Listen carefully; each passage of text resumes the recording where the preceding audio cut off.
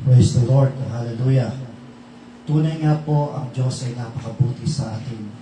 Kakatapos pa po ng tatlong bagyong dumating sa Pilipinas, ang Krising, ang Dante, at ang isa, sa pangatalimutan ko.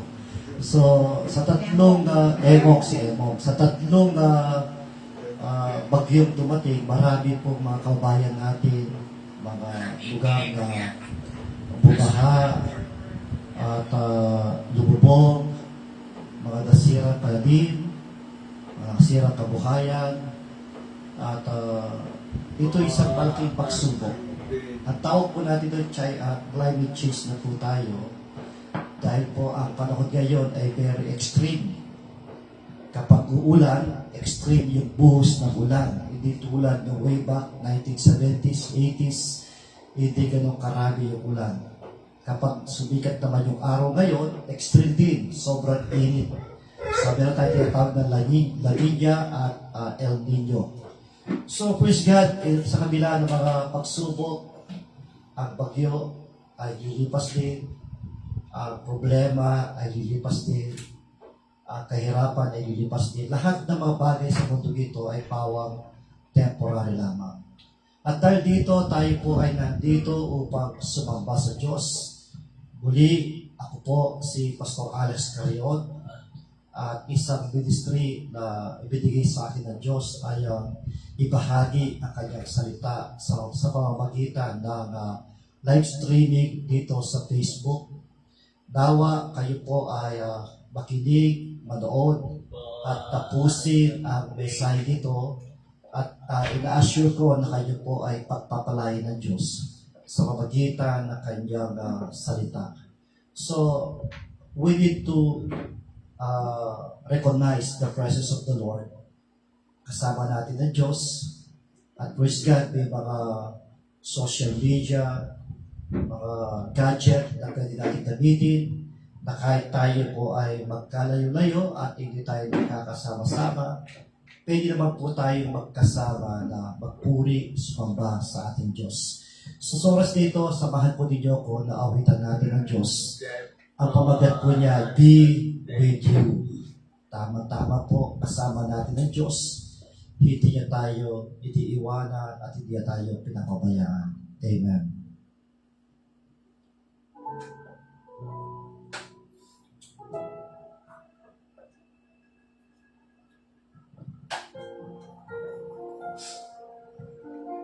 Hallelujah, Jesus. Oh, we worship you, Jesus. We bless your holy name. Hallelujah.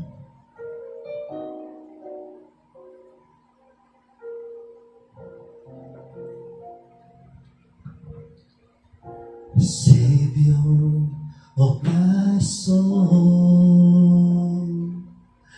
I confide in you through all my darkest moments. In you I find my peace, my comfort when I'm weak. I trust in you through storm and raging sea. Faithful, you're my God. You're the glory and the lifter of my head. Your light, it fills my days. It leads me in your ways. Forever I surrender all to you. And I live to worship you.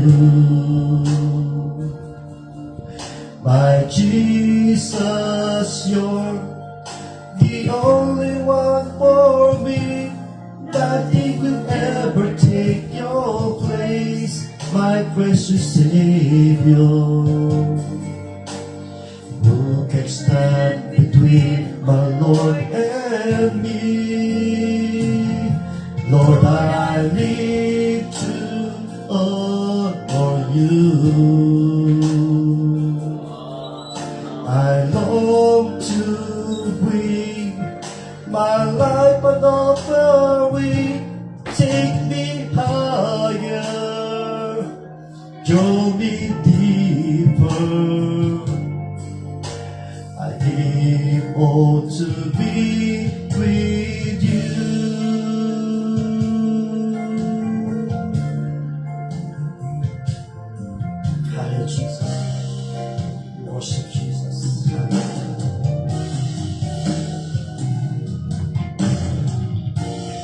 Savior of my soul.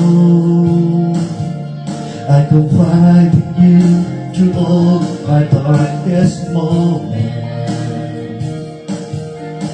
In you I find my peace, my comfort when I'm weak. I trust in you through storm and raging sea. Faithful, you're my God. You're the glory and the lifter of my head. Your light it fills my days. It leads me in your ways. Forever I surrender all to you. And I live to worship you. My Jesus, you're the only one for me. Nothing will ever take your place, my precious Savior. Who can stand between my Lord and me? Lord, I need to honor you.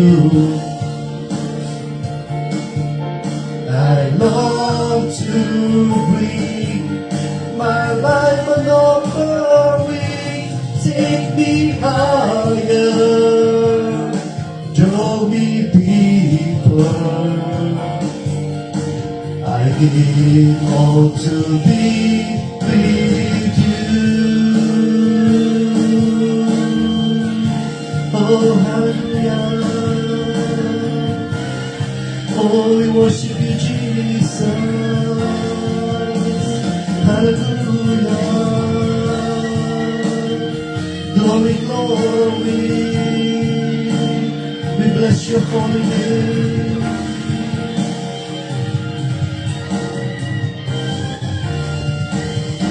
And I live to worship you.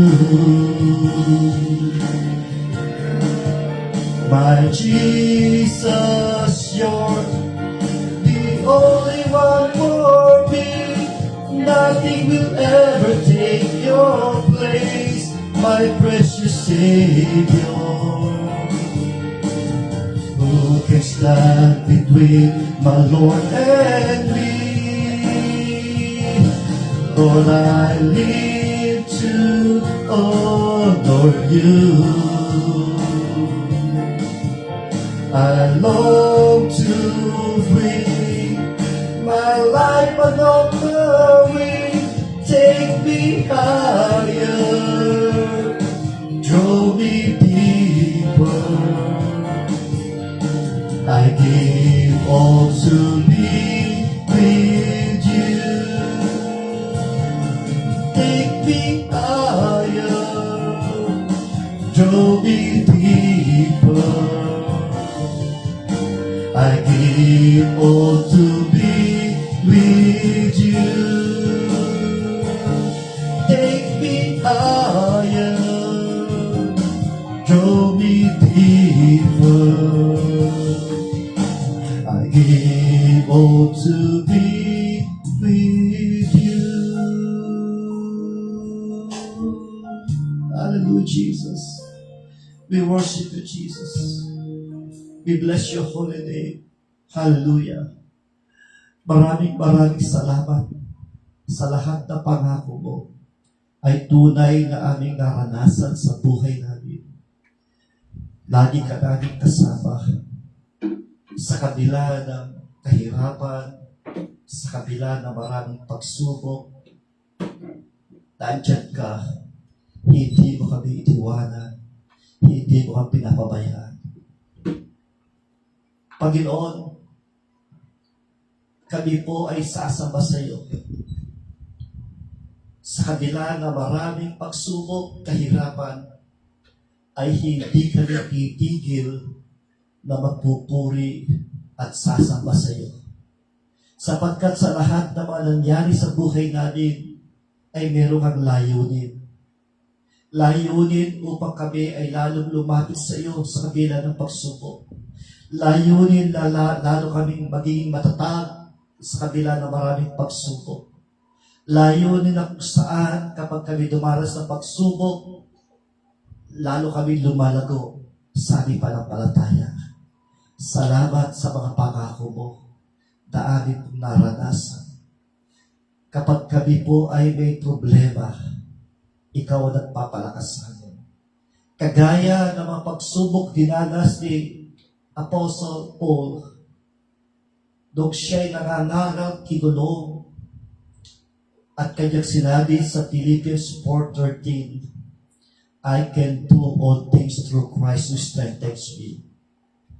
Likewise, O God, sa kabila ng mga pagsubok, kahirapan na aming dinaranas sa ministry, masasabi ko rin po, O Diyos, I can do all things through Christ who strengthens me.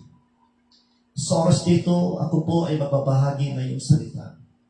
I pray, O Father God, that you will anoint your servant. Give me wisdom and knowledge. Give me fresh revelation to deliver your message. Panginoon, sa mga nakikinig at nanonood, touch them. Open their hearts and spiritual mind so that they be able to understand your message. Salamat po, Diyos, sa iyo lahat ng kapurihan, kapasalamatan sa pangalan po ng aming Panginoon sa Kristo. Amen and amen. Praise God. Muli, magandang umaga po sa inyo lahat. Tayo po ay dadako na sa salita ng Diyos. Last week, ang ating pong tinalakay, the importance of forgiveness. Ngayon, ang ating pong tatalakayin, what happens if we don't forgive? Amen. Ito po yung ating topic ngayon. Ito yung continuation ng topic natin last week. The importance of forgiveness, and this time, what happens if we don't forgive? So, allow me to read our text in Matthew chapter 6 from verse 14 to 15. Again, ang ating teksto ay ating matatagpuan dito po sa Matthew chapter 6 verse 14 to 15. Babasahin ko po. For if you forgive other people when they sin against you, your heavenly Father will also forgive you. But if you do not forgive others' sins, your Father will not forgive your sins. Pagpalain ng Diyos ang pagkabasa ng kanyang salita. Naniniwala ka ba kapag humingi ka ng tawad sa Diyos, ay patatawarin ka? Lalo na kung ikaw ay lumalapit sa Kanya, na meron pong pagpapakumbaba at inaamin ang iyong kasalanan, ang Diyos ay mahabagin, tayo po'y Kanyang patatawarin sa ating mga kasalanan. Kapag bang may tao nagkagawa ng mali sa iyo at humingi siya ng tawad, kaya mo ba siyang patawarin? Ito po yung malaking katanungan sa atin. Minsan, ang sagot ng iba ay depende. Depende kung anong klaseng kasalanan ang ginawa sa atin. Kung mali na bagay na kasalanan, marahil madali ko siyang patawarin.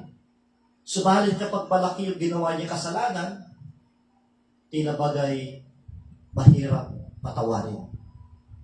Subalit ayon sa ating teksto, ayon sa ating pabagat ng ating mensahe, what happens if we don't forgive?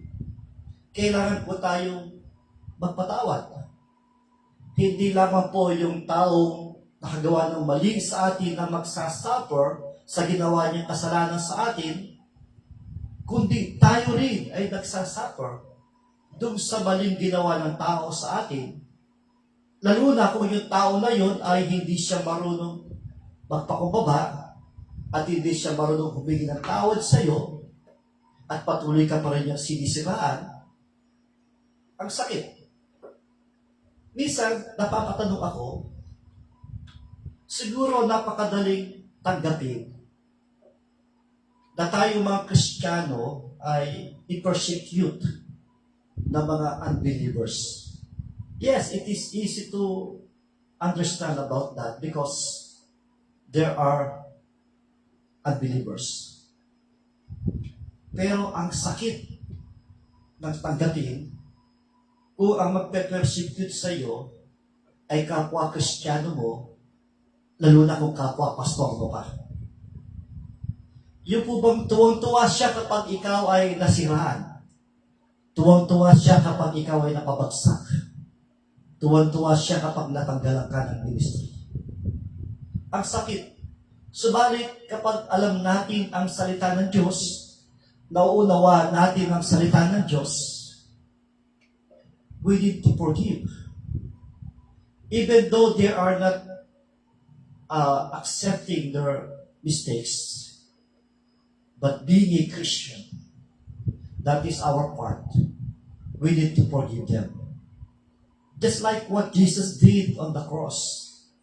Nung siya ay ipako sa krus, at yung mga tao ay sumisigaw ng crucify Him. Crucify Him. Yung mga tao sumisigaw na yan, sila po'y nakaranas na kanyang pagmamahal. Nakaranas sila ng kagalingan. Pinakain sila ng Diyos. Nakita nila yung himala ni Jesucristo. Subalit ang sinisigaw nila, crucify Him. Crucify Him. Pero nung sinabi ni Jesus doon sa krus, ang unang wika na binanggit ni Jesus, Father, forgive them, for they do not know what they are doing. Likewise, may mga tao nakagawa ng mali sa atin. Maybe they are Christians, maybe they are also a pastor. Even though they will not accept their mistakes, but you need to forgive them like Jesus what He did. So let me tell you this. Forgiveness is not just a suggestion. It is a command from God. Yet, many believers live with anger, bitterness, and grudges, often unaware of the spiritual danger this brings. Today, we ask a serious question. What happens if we don't forgive? Kasi di sa lumalabas sa atin na kahit di ko siya patawarin, bahala sa buhay niya. Wala kang pakialam sa kanya. Hindi eh. Tulad ng sinabi ko, forgiveness is not just a suggestion. It is a command from God. Utos ito sa atin ng Diyos. Kailangan nating patawarin ang mga nagkakasala sa atin. So, let us answer the question, what happens if we don't forgive? So, number one, na makita natin kapag hindi tayo nagpapatawad. Number one, we are destroying our relationship with God. In verse 15 in our text says, but if you do not forgive others their sins, your Father will not forgive your sins. Unforgiveness is sin. Kasalanan ang hindi nagpapatawad. Could you imagine? Siya na ang may nagawang kasalanan sa iyo. Siya na ang sumira sa iyo. And yet, kapag hindi mo siya pinatawad, pangalawa na kayong nagkakasala. Sapagkat malinaw sinabi ng Panginoong Jesucristo sa ating teksto, but if you do not forgive others' sins, your Father will not forgive your sins. So how can you receive God's forgiveness if you don't forgive others? So if you don't forgive others, we are destroying our relationship with God. When we refuse to forgive, we erect a barrier between us and God. Binablock mo ang iyong access sa Diyos dahil hindi ka nagpapatawad. How can you make a petition, how can you make a request to your prayer sa ating Diyos when you are lacking your access to God sa pamamagitan ng hindi pagpapatawad. So, hindi po natin dapat baliwala ang hindi nagpapatawad because you are blocking your access sa Diyos. It hinders our prayers and block God's blessing. Kapag hindi ka nagpapatawad, meron pong hindrances. Meron pong sagabal sa panalangin mo. Meron pong nabablock doon sa blessing na ibibigay ng Diyos sa iyo. Yun ay ang hindi mo pagpapatawad.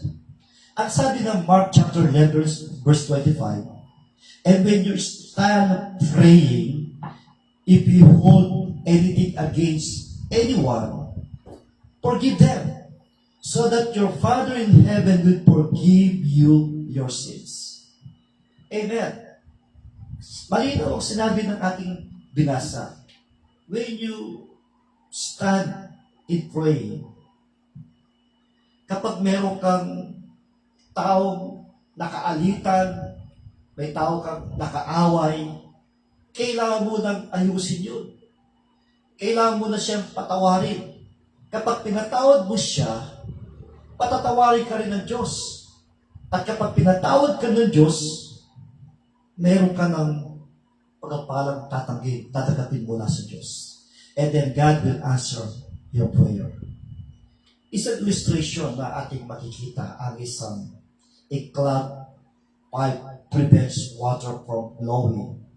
In the same way, that forgiveness clogs our connection with God. Ang isang pipe, alam natin yun, yung tubo. Lalo na yung tubo na mga sa gripo. Kapag yan ay parado, hindi po dadaloy ang tubig. Kasi parado ka eh. Likewise, kapag hindi ka nagpapatawad, nagkakaroon ng parado doon sa connection mo sa Diyos. Nagkakaroon ng parado doon sa access mo sa Diyos para magkaroon ka ng fellowship at maranasan mo ang presensya ng Diyos. Let me ask you this question. How's your relationship with God? Kamusta po ang relasyon niyo sa Diyos? Maaring ang sagot ninyo, yes, okay lang naman. Hey, let me ask you this question. Kung masasabi mo na okay ang relasyon mo sa Diyos, pinapatawad mo ba? Pinapatawad mo ba yung mga tao na nagkasala sa iyo? Maraming mga nangangaral, maraming mga Kristiyano, and even pastors. There's a lot of pastors and Christians. They thought they have a good relationship with God. Pero hindi nila alam. Kung meron silang nakaalitan at meron silang siniraan at merong nagkamali sa kanila, hindi pinatawad at hindi ka humingi ng tawad sa kanya, then iisa lang ibig sabihin nun. Hindi maayos ang relasyon mo sa Diyos. Amen. So, kailangan nating ayusin. Did you forgive someone who asked forgiveness? Nagpatawad ka ba? Merong lumapit sa iyo o maaaring nag-chat sa iyo or nag-text sa iyo and asking for your forgiveness. But you don't reply. But you don't give your forgiveness to that person. Ibig sabihin, your relationship with God is not good.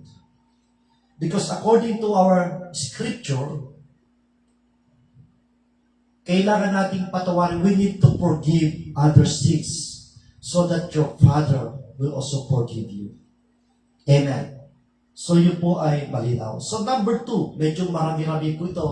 I think 5 points po ito, pero please allow me to finish this message. Number 2, what happens if we don't forgive? Number 2, we forfeit God's forgiveness. Ang sabi ng teksto natin, but if you don't forgive other sins, your Father will not forgive your sins. God's forgiveness is conditional. We must extend it to others. Nagkakamali tayo, nagkakasala tayo every day. Nagkakasala tayo. We are not perfect. Tayo po'y nasa katawang tao pa rin. Yung nature of sin ay nasa atin pa rin. Meron tayong weakness. Meron tayong kahinaan. At nagkakasala tayo. Of course, we need God's forgiveness. But the condition of our God, God says, before I forgive you, you should forgive others first. So, what happens if we don't forgive? We forfeit God's forgiveness. Hindi natin makakamit ang kapatawaran ng Diyos kapag hindi tayo nagpapatawad. The mercy we want from God must also be shown to others. Gusto nating makita at maranasan ang kaawaan, ang biyaya ng Diyos sa buhay po natin. But we need to extend it to others first. We need to show mercy to others. We need to show grace to others before you receive the mercy and grace of God. Remember the golden rule. In Matthew chapter 7, verse 12, it says, So do the good things for other people that you would want them to do for you. That is true in everything you do. That is what God's law and the messages of God's prophets teach us. This is from a easy translation. Ibig sabihin sa Tagalog, gawin mo muna ang mabuti sa iba kung anong gusto mong gawin nila sa iyo. So you do first. Ito pong golden rule na ito, Matthew 7 ito'y galing mismo sa ating Panginoong Jesucristo. Amen.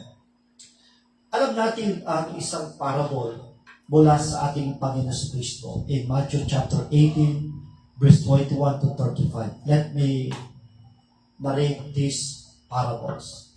We don't need to read the whole scripture. Ang nakalagay dito, ito po isang parable mula sa ating Panginoong Jesucristo, ay meron daw isang hari at meron isang alipin na meron po siyang utang sa hari. At itong utang niya ay napakalaki. Kailangan niyang bayaran.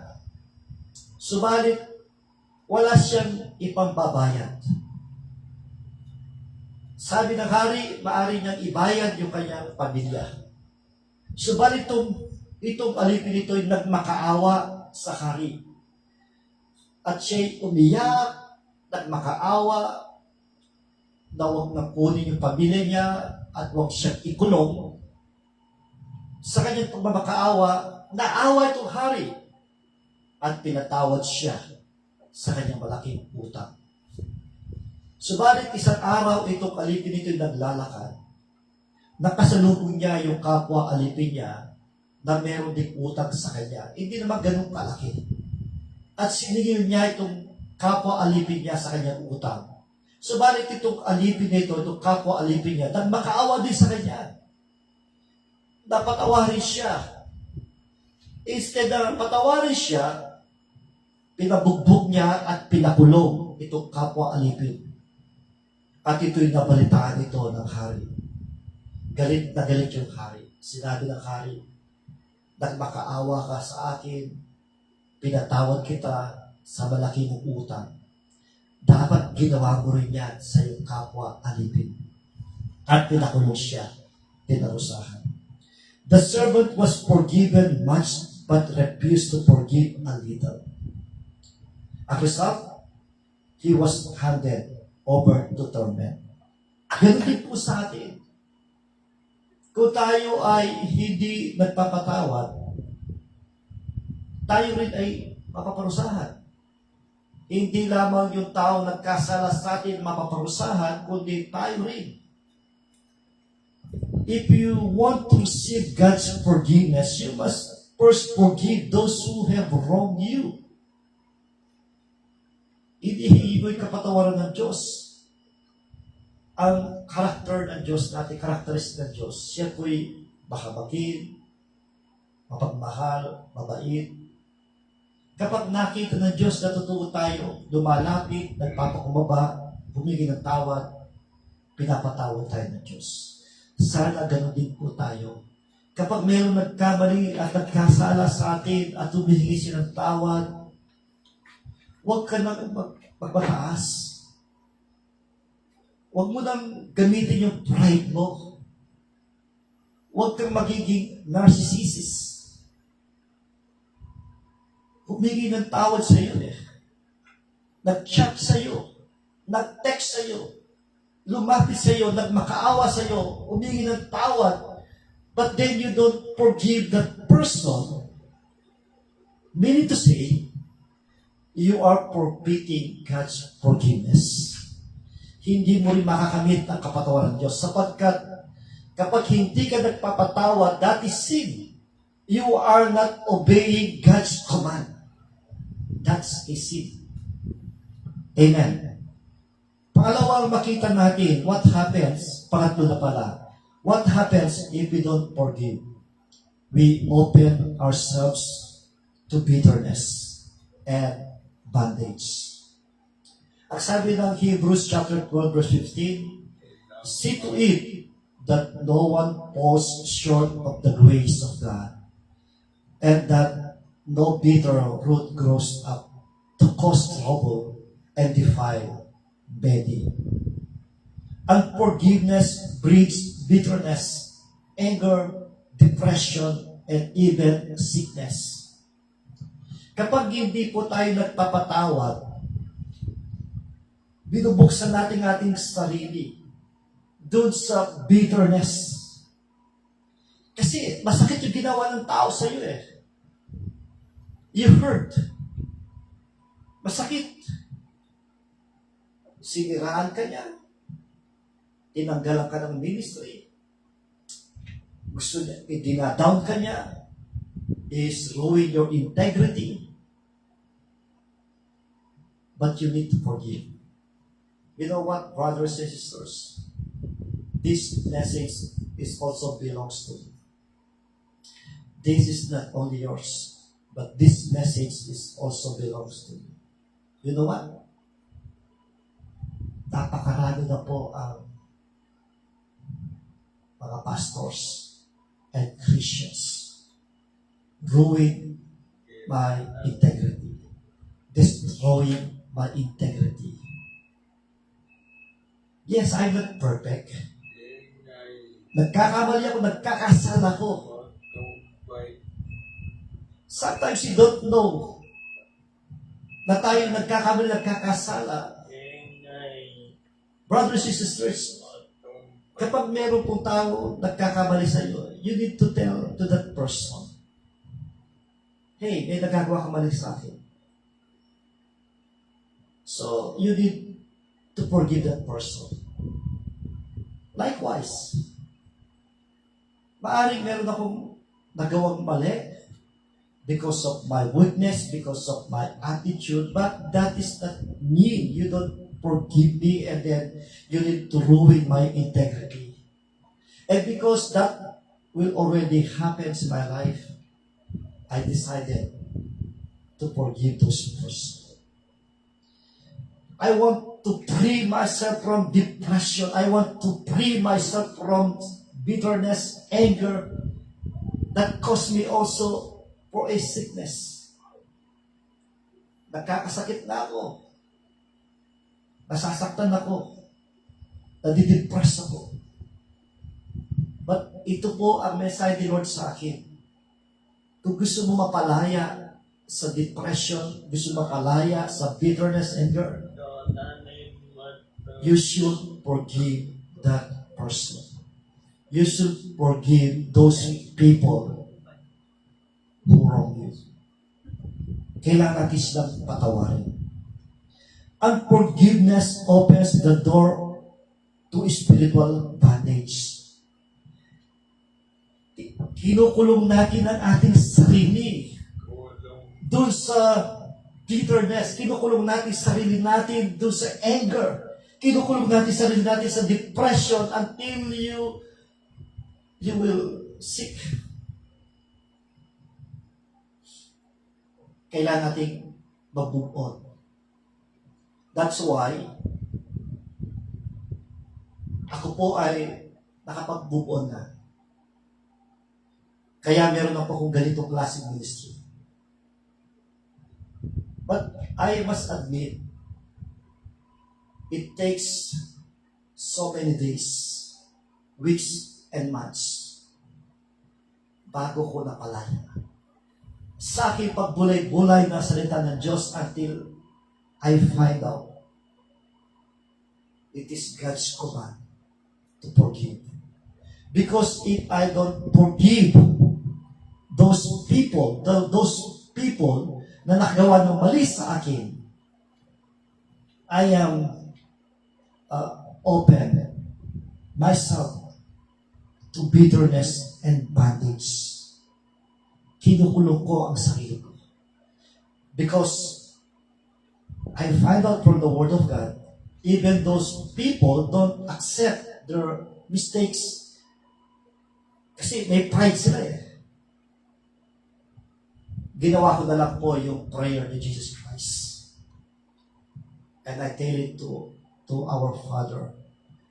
Father, forgive them, for they do not know what they are doing. And because of that, nagkaroon ako ng kalayaan to start again to serve God. Even though nandun pa rin minsan yung pain. Pero pinaglalabanan ko po. Kailangan ko po paglabanan. Amen. Bitterness is like a prison where we lock ourselves in with the pain. Ang sama ng loob ay parang isa kang preso. At yung pong pain ang nagpaparusa sa iyo. It gives the devil a foothold. Kapag hindi ka nagpapatawad, you allow the devil to reign in your life. You allow devil to control your life. Ang sabi ng Ephesians chapter 4 verse 26 to 7, in your anger do not sin. Do not let the sun go down while you are still angry. And do not give the devil a foothold. Amen. Kaya kailangan po natin magpatawad. Ang sabi ng isang quote, holding a grudge is like drinking poison and expecting the other person to die. Isipin mo, yung sama na loob, yung galit mo, ay para kang uminom ng lason. Ikaw mismo uminom ng lason, and then you are expecting others to die. Ano tawag doon? Ang tawag po doon ay tangi A. Walang common sense. Ikaw ang uminom ng lason, and then you are expecting others to die. Of course, a common sense doon, if you drink poison, you will die. Not the other people will die for you. Likewise, if we don't forgive others, it is like you are drinking poison and expecting to die your enemy. That is not good. Amen. So, sana po maunawaan natin ang mensahe nito. At ang pang-apat, what happens if we don't forgive? Number 4, we are becoming hypocrites in our Christianity. Nagiging hypocrite tayo sa ating pagiging Kristiyano.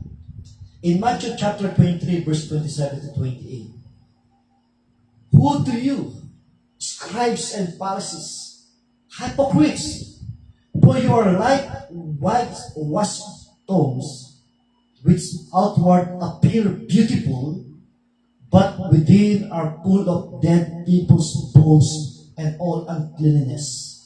So you also outward appear righteous to others, but within you are full of hypocrisy and lawlessness. Anong ibig sabihin nito? The Pharisees were experts in appearing righteous externally, but their hearts were far from God. Yun ang ibig sabihin nito, sinabi ni Jesus. Na itong mga Pharisees, itong mga scribes, ang galing nila magpakita, they are righteous sa kanilang mga panalita, sa kanilang pangangaral, sa pagtuturo, they are righteous.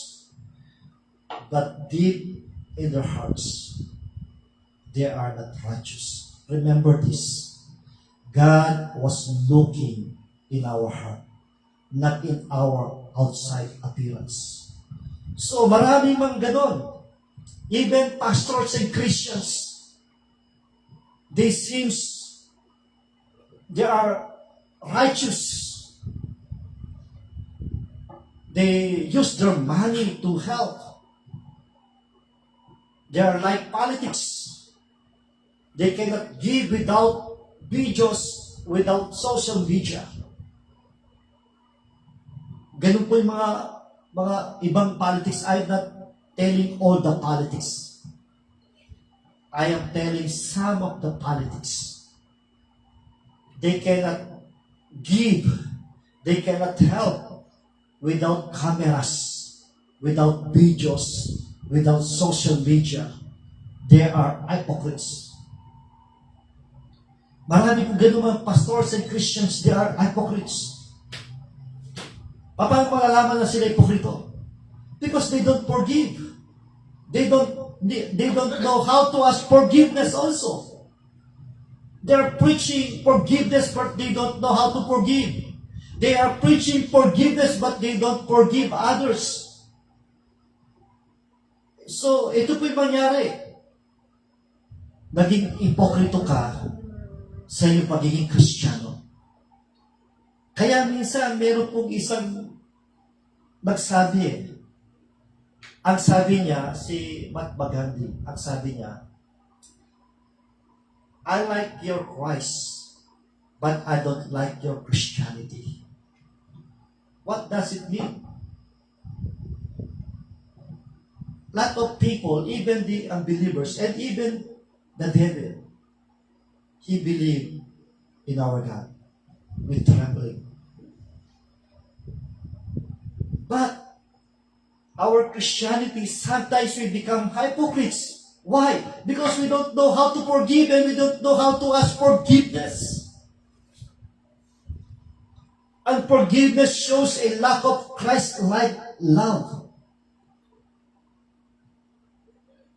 So, sabi ng isang, we must, when we focus on looking spiritual instead of being transformed, we send the wrong message about Christ.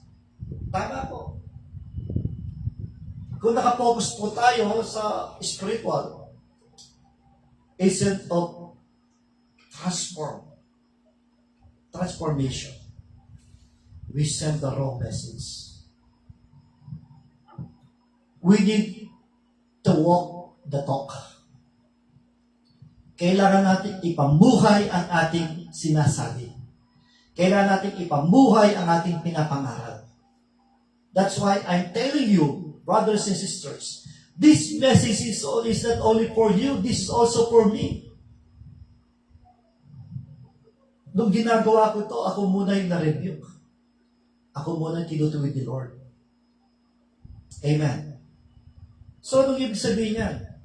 Kailangan po natin ipakita yung pagmamahal ni Kristo sa buhay natin. Ang sabi ng John 13:35, "But this everyone will know that you are my disciples if you love one another." We claim and we declare and we proclaim that we are disciples of God. But yet, yung pagmamahal hindi nakikita sa atin. Ang linaw-linaw na sinabi ng Panginoon sa Kristo, ikaw ay magiging disciple ko kung kayo'y nagiging nagmamahalan. Paano ka magiging disciple, hindi ka marunong humingi ng tawad? Paano ka magiging totoong disciple, hindi ka marunong magpatawad? You are just claiming to yourself. You are not applying the message of the Lord Jesus Christ. If we want to become a true disciple of Christ, we need to show, not only in showing, but in truth and in action of the love of God in our lives. Kung hindi tayo nagpapatawad, hindi tayo nagmamahalan, it damages our testimony to others. Paano tayo makapag-win soul? How can you invite other people? Meron akong isang kaibigan Ang sagot niya paano ko sasama sa mga born again na yan? Ang papalit ng ugali nila. Paano ko sasali sa mga born again na yan? Nagsisirahan sila. See? Bakit nasasabi yun ng kaibigan ko? Kasi nakita niya, naranasan niya, walang pagmamahal sa mga ibang born again. Walang pagmamahal sa ibang Kristiyano. Nung malaman ng kaibigan ko yung nangyari sa akin, lalong tumibay ang kanyang paninindigan na sinasabi niya, walang sino man ang born again makapag-invite sa akin sa church nila. Sipin mo, instead na magpalaki sila ng kaharian ng Diyos, nagpapalit sila ng kaharian ng Diyos. Bakit? Kaibigan niya ako, alam niya ang ginawa sa akin. Amen. It damages our testimony. How can you win souls? How can you invite people if you don't know how to forgive and if you don't know how to ask forgiveness? And you don't know how to show love to others. Reminder, we are called to forgive as Christ forgave us. Ang sabi ng Colossians 3:13, bear with each other and forgive one another. If any of you has grievance against someone, forgive as the Lord forgave. Amen. Ito po yung tawag ng Diyos sa atin. Tinawag tayo ng Diyos para iligtas. But before you receive salvation, you need to ask forgiveness first to our Lord Jesus Christ. That is showing our faith in the Lord. Because God has the authority to forgive our sins. And if we are coming to the Lord Jesus Christ with a humble heart, God will forgive us. But there is a command. Ito yung tawag sa atin. When God forgive us, you should forgive also to others. Kailangan, kung meron ka pong sama ng loob sa isang tao, nagkasagutan na kayo, hindi ka naman niya minura, hindi ka niya masinumpa, wala namang ginawang masama, walang ginawang immoral sa iyo, walang ginawang pagdispalko ng pera, wala namang maling doktrina. How can you make a decision to ruin the life of that person? Sana tinignan mo muna yung kanyang sitwasyon. Sana tinignan muna yung kanyang sitwasyon. Bakit ganun siya? What's wrong with that person? Alam niyo ako, pag ako'y nakipag-conversation, sinasabi ko agad yung, is it from the Lord? When you make a decision, did you pray that decision? I don't know if those persons ruining and destroying my integrity, did you pray that? Did you pray to God? That is the will of God. By destroying the integrity of the servant of God? Did you control your tongue by telling to this servant of God na wala kang karapatan maging pastor? Ano bang ginawa kong mali? Brothers, nagkakamali ka rin eh. Nagkakasala ka din eh. Hindi lang isa, dalawa, tatlo, marami ka na ginawang mali sa akin, but I forgive you. And I did not make a bad decision to ruin your integrity.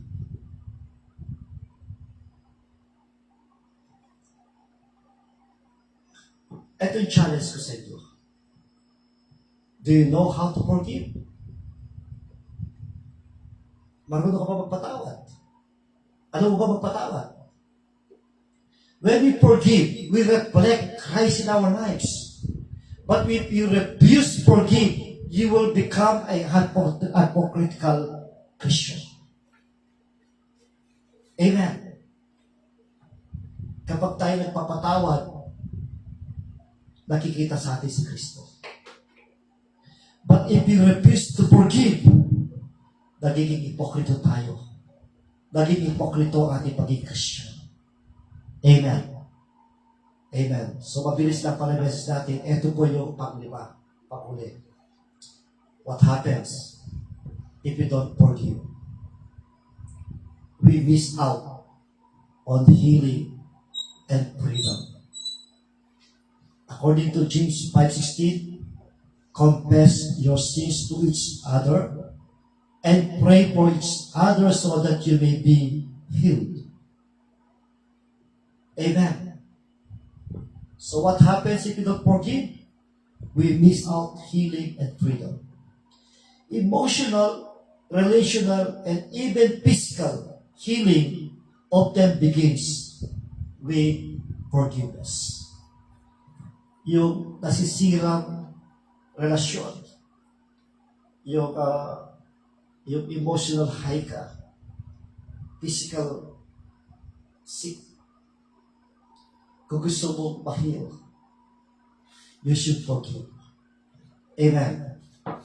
Kailangan po natin patawad. Brothers and sisters, may silang buhay natin dito. Kukunti na lang buhay natin dito. Huwag na natin gamitin ang nakitira nating buhay by having a bitterness, by destroying our relationship. Hindi po natin pwedeng spend yung nakitira nating buhay by living in bitterness, anger, depression.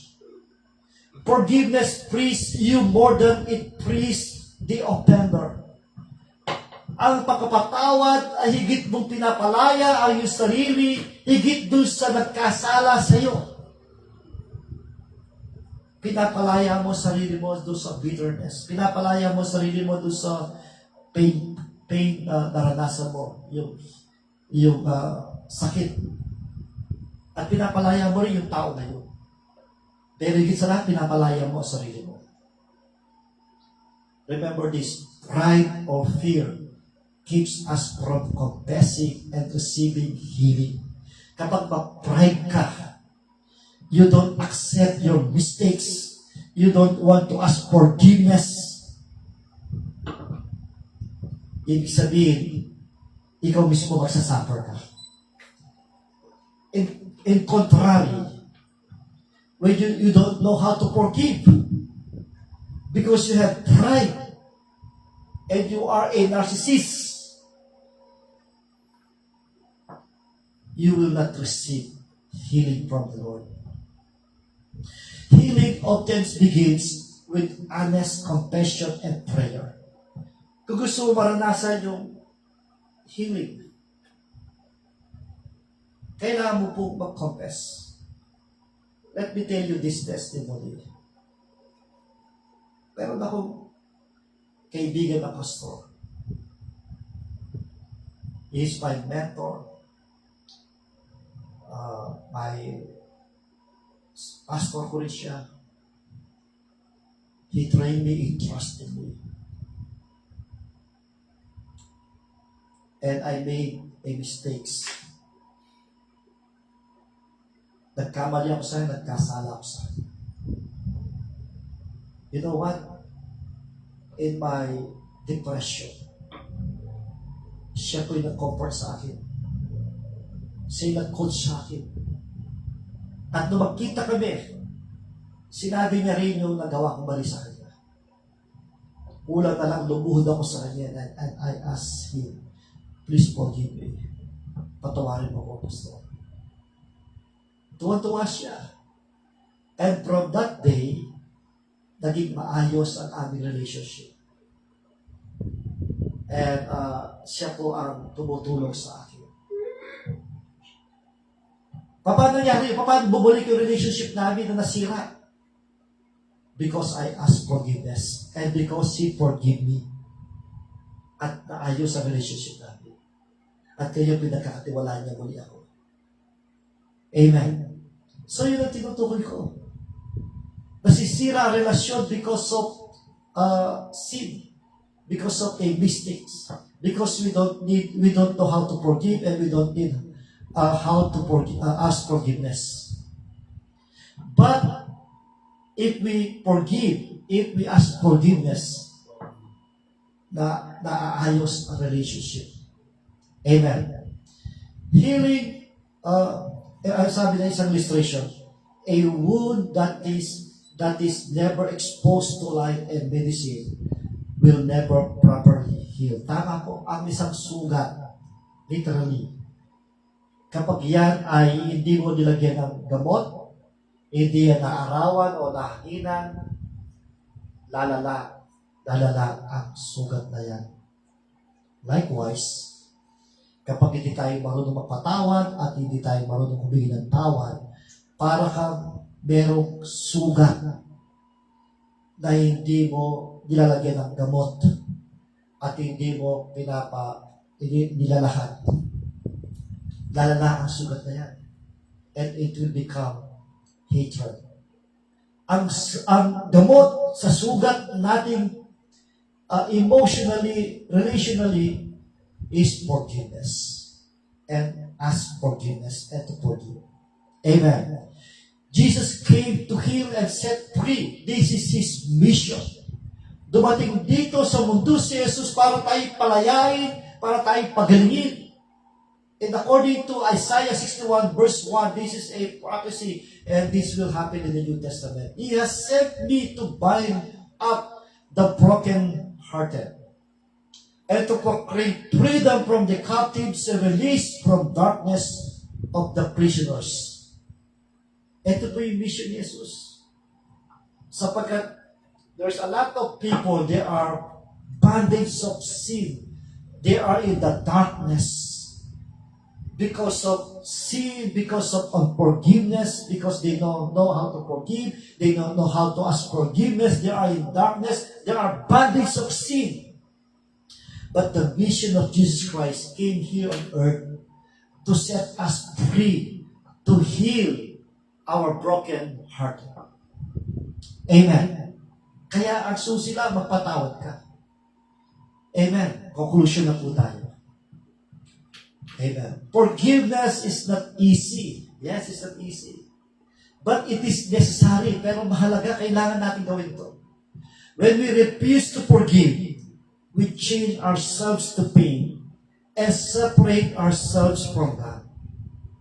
Kapag iti tayo nagpapatawad, we refuse to forgive, Tinatakip na natin sarili natin sa sakit. At inihiwalay natin sarili natin sa Diyos. Jesus forgave us while we are still sinners in Romans 5:8. Pinapatawid tayo ni Jesus. Pinakita yung pagmamahal niya kahit na tayo makasalanan pa. Can we do any less? So this is my appeal and call to action to everyone. Is there someone you need to forgive today? Don't delay. Let go and let God heal your heart. Choose to forgive. Not because they deserve it, but because you are forgiven. Amen. Wow. Ang sarap ng mensahe ito. Nakabless ka ng mensahe ito. Ito po yung ating pinaka-outline natin. Ayan po, nakita niyo. What happens if you don't forgive? Huwag niyo ba isa walang bahala ang pagpatawad? Ito po yung mangyari. Ito po mangyari kapag hindi tayo nagpapatawad. What happens if we don't forgive? We are destroying our relationship with God. We forfeit God's forgiveness. We open ourselves to bitterness and bondage. We are becoming hypocrites in our Christianity. And number 5, we miss out on healing and freedom. Nawa ang mensahe ito ay nakarating sa inyo, naunawaan ninyo, at kailangan po natin i-apply. Amen. So, marahil ang Diyos ay nag-usap sa iyo. Maaring ikaw yun. Kinakausap ng Diyos. If you refuse this message, you have pride. You are a narcissist. Kailangan mo i-apply ito. This is for you. This is for me. This is for us. Kailangan po natin i-apply message nito. That's why I am requesting you to bow your heads and close your eyes and feel the presence of the Lord. At tayo po'y hinatawag sa mga nagawa natin kasalanan. At tayo po'y magpapatawad sa mga kasalas natin. Maraming salamat po, O Diyos, sa mensahe mo sa oras na ito. Nakita po namin kung ano pwede mangyari kung hindi ka nagpapatawad. We are destroying our relationship with God. We forfeit God's forgiveness. We open ourselves to bitterness and bondage. We are becoming hypocrites in our Christianity, and we miss out on healing and freedom. I pray, O Father God, that you will put this message in our hearts, and we will put it into practice. We will forgive those people who wrong us. Panginoon, maaring hindi nila nagagawang humingi ng tawad. Tulad ng ginawa mong panalangin, Panginoon sa Kristo, we imitate your prayer. Father, forgive them for they do not know what they are doing. Yung mga tao nagkamali, nagkasala sa atin, yung mga taong sinira tayo, sinira ang ating integrity, they are destroying our integrity, they are destroying our life. They do not know what they are doing. We forgive them, Father God. And likewise, kami rin po'y maaaring nagkamali, nagkasala sa kanila na hindi namin alam. Lord, we ask your forgiveness. We ask to forgive us. Patawarin mo rin kayo, Panginoon. Salamat po, Diyos, sa mensahe. Ito'y nagpapalaya sa amin mula sa pagka-bandage namin sa bitterness, depression, and anger. Thank you for this message. Salamat na marami, Panginoon. Thank you, Lord Jesus. Salamat sa katatawaran. Salamat sa kalayaan. Salamat sa pagmamahal mo sa amin. Purihin ang dakilang pangalan. Hallelujah. We give you praise. We give you glory, O God. Oh, hallelujah. Thank you, Jesus. Panginoon, dalahin ko. Pagbukas ka ng mga pintuan, ng mga tahanan na gusto magkaroon ng Bible study. And I will avail myself to come in their home, to conduct a Bible study.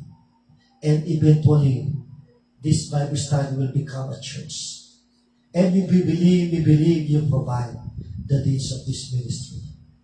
Panginoon, bless this ministry. At yung mga gusto pong magbigay para sa ministry ito, bless them. Salamat, Panginoon. Sa oras ito, nagpapasalamat kami sa hilig binigay mo sa victory na binigay mo sa operation ni Brother Esting. Salamat sa panghawak mo sa kamay, sa isip ng mga doktor na naggumawa ng process na kanyang pag-opera sa kanya. Doon sa gamma knife na ginawa sa kanya. We ask you the complete healing para kay Brother Esting. In the name of Jesus. Salamat na marami kay Brother Dave Suba. Continue to heal him hanggang makita namin complete healing sa kanya. At patuloy mong i-bless ang ministry nito. I-bless mo ang aking pamilya, aking asawa, ang aking mga anak, si AJ, si Charis, si Jairen, si Jello. Bless my family and continue to provide our needs. We trust you, Lord, with our heart. Thank you, Lord Jesus. We give you all the glory, honor, and praise. In Jesus' name we pray. Amen, amen. Maraming salamat po sa inyong pakinig. God bless you po. Thank you po sa lahat. Amen, amen. Thank you, Jesus.